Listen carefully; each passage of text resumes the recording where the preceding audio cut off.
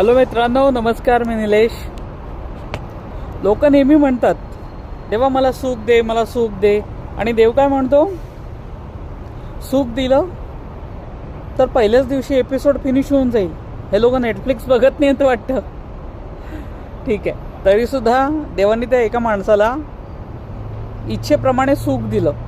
पहिल्या दिवशी बॉस असतोय, रस्त्यावर ट्रॅफिक नाही आहे, बायको म्हणती जा बाळा मज्जा कर.